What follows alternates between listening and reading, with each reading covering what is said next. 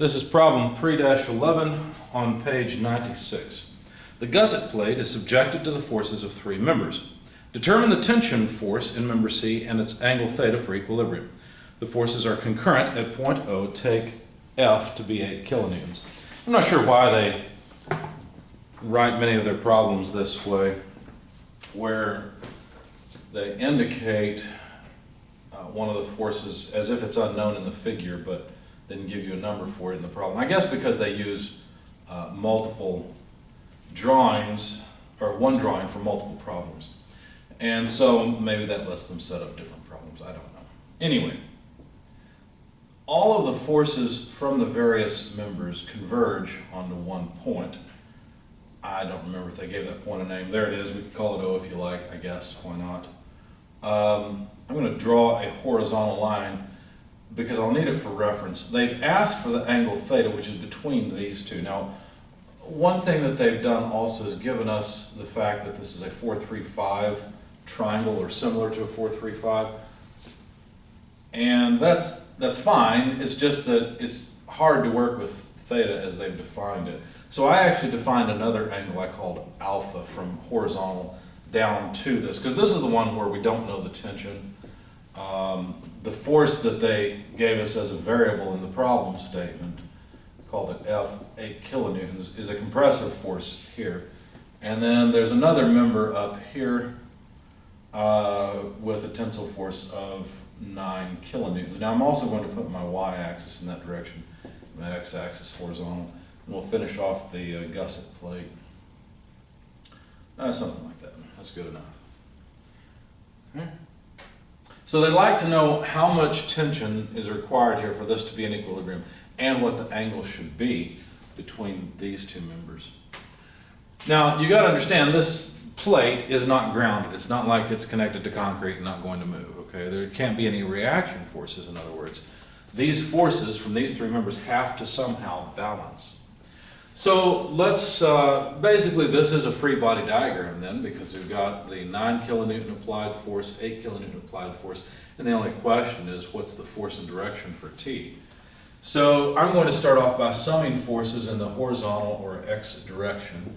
Notice that there's a negative contribution in the x direction from the 8 kilonewton force, so 8 kilonewtons. And how much is it? Well, it's 4/5 of the force. See that?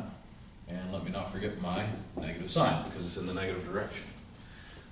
Now, the force, notice we don't really know if this should be a compressive force or a tensile force. I've drawn it as a tensile force, or something generally having a positive x and negative y component.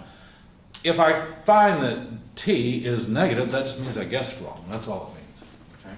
So I'm just taking a guess here. It looks like right now we've got a positive horizontal component. I can write that as T cosine alpha, because look, I want the horizontal piece. There's alpha, so alpha is touching the side I want, therefore use cosine.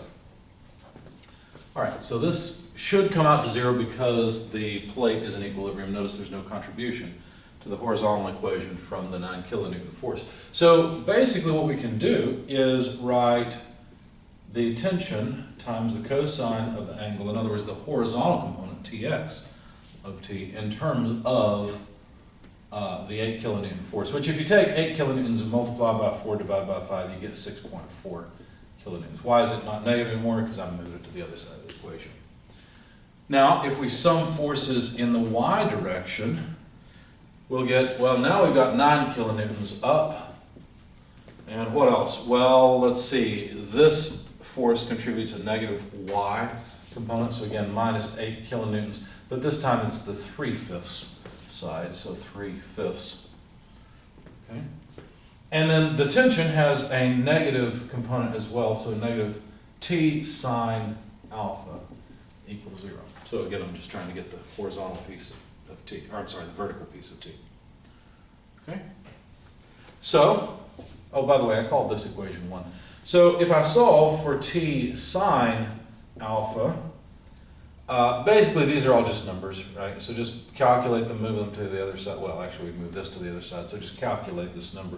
And that comes out to 4.2 kilonewtons. And I call this equation 2. Now if I take equation 2 and divide it by equation 1, what would that look like? What would happen? Well, let's see. T sine alpha equals 4.2 kilonewtons divided by T cosine alpha equals 6.4 kilonewtons. Now notice what will happen. The t's will cancel, won't they? And what is sine over cosine? Well, it's just the tangent of the angle, assuming that the argument is the same, and it is. So now I can find the angle by taking the inverse tangent of 4.2 over 6.4. That's alpha, and that number comes out to about 33.2749 degrees. Now that's not the angle they asked for here. They asked for the total angle. So if I want to get, say, the angle here, well let me draw it. If I have a 4-3-5 triangle, then what I'm saying is, that should be a right angle.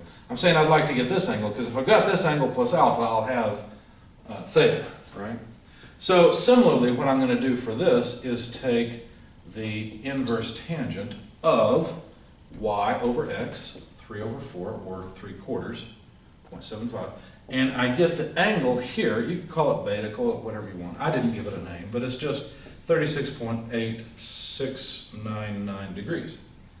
And then all you've got to do to get theta is simply add these two angles together, right? Because you're just adding alpha plus that angle.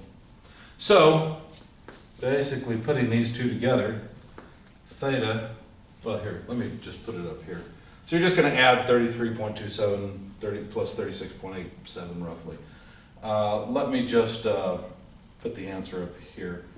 Theta comes out to about 70.145 degrees, if you want that many decimal places. But that's one of the questions they wanted an answer to, so there it is.